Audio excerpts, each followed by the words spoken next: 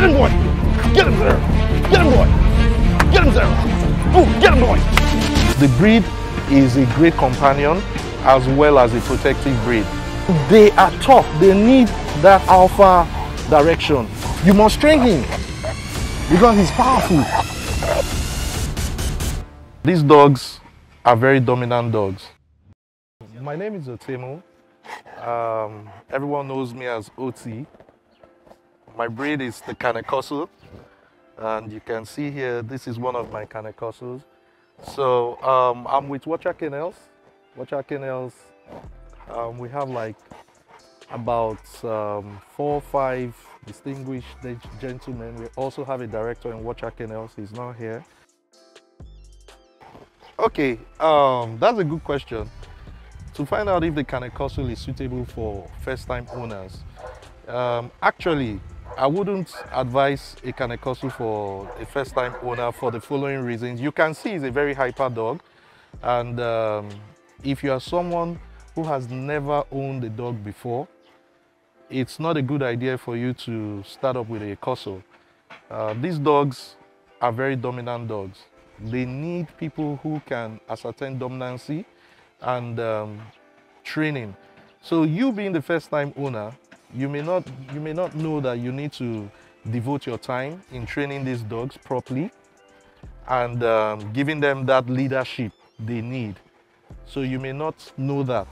However, if you are someone who can learn and you can learn very well, you are willing to study about the breed very well, and you are someone who has the time to invest into the dog, then yes, you can also have it, right? Because the breed is a great companion as well as a protective breed.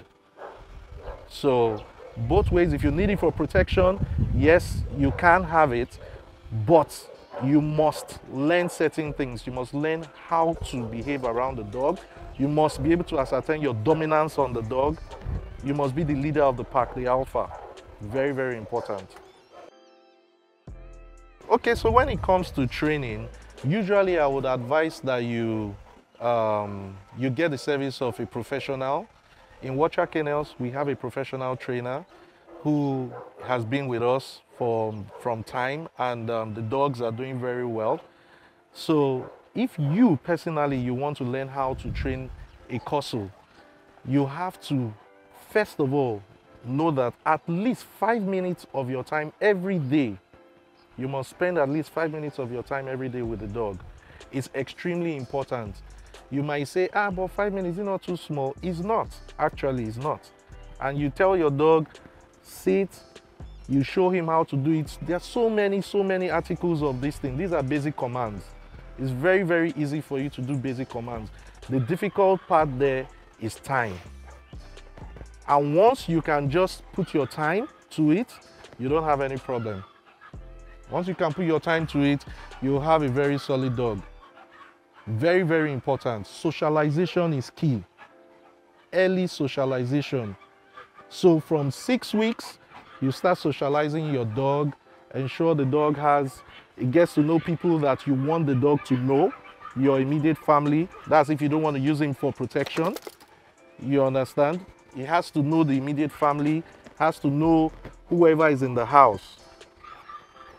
Take it out for to go and see scenarios, different scenarios. You can take the dog to the beach, you can take the dog to the road where cars are passing and the dog is hearing the sounds of cars, is not seeing them as threats. So these trainings are all done from an early age. Well, just like every other dog, feeding, it has to do with your power, where your power reach. So, you might say, what do you mean? What I mean is that some of us, we use the dry food. I don't need to start telling you the cost of dry food, but we use dry food and we supplement with chicken.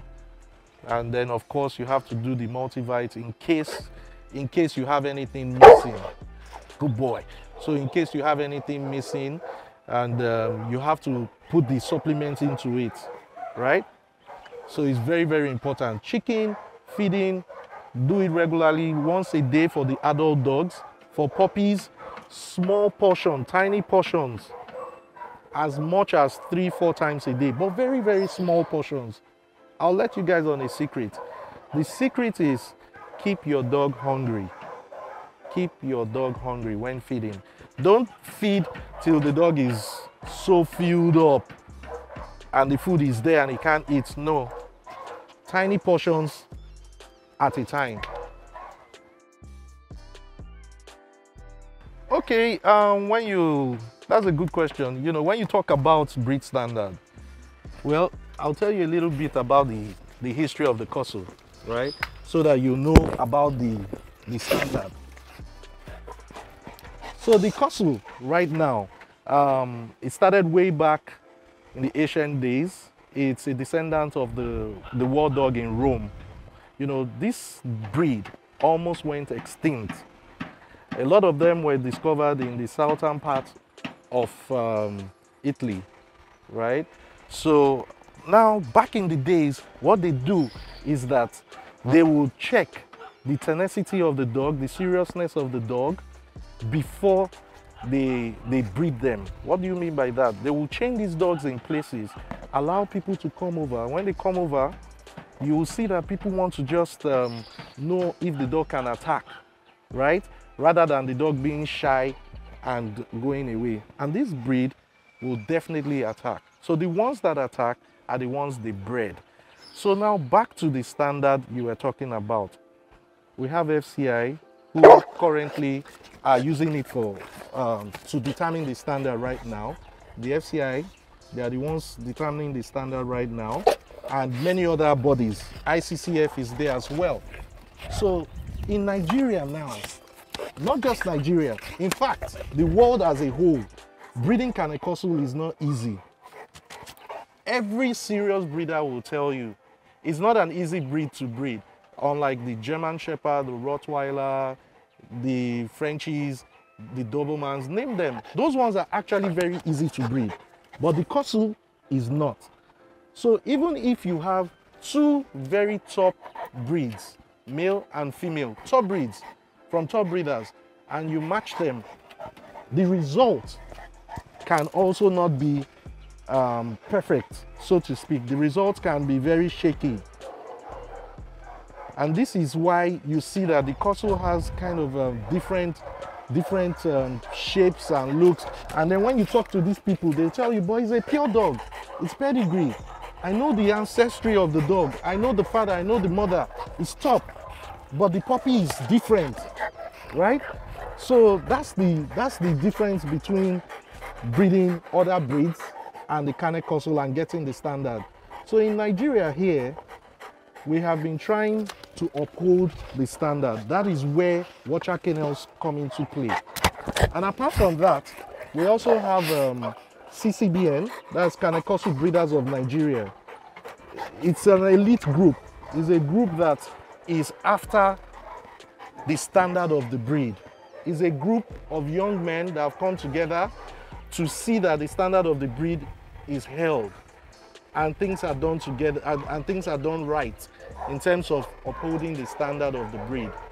So the formation of the Corso, you can see the head, you can see the body, you can see the top line and all that. So there's a ratio to the skull that people need to understand when you are breeding. The firmness of the feet. All these things are what watcher kennels takes into consideration.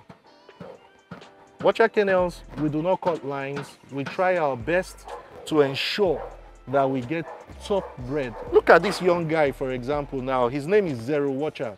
He was actually bred in Nigeria by watcher kennels. He was bred in Nigeria. So seeing him, you can tell that this is a top bred dog. And you can see that he's a top bred dog, looking so good. He meets all conformation. The only thing left for this boy to do is to go for a show. And he usually steals the show. He's a powerful breed. You can see that he's a very, very powerful breed. So the Corso is not just any dog that anybody will just say, oh, let me just take out and do whatever I want. You must train him because he's powerful, extremely powerful. Sit. Come here. Here. Come here. Sit. Good sit. Stay. Stay. Down. Stay. He's a tough dog. So you need tough love for him. You need tough love. So this is why I was telling you guys about when you ask, can a first-time owner do what I just did? So he wouldn't even know what to do. And they are tough. They need that alpha direction. So you need to be able to say no, and that's it, right? So that's the good thing about the standard, about the corso. And in Nigeria here, I know that we have top breeders that are going to still get it right.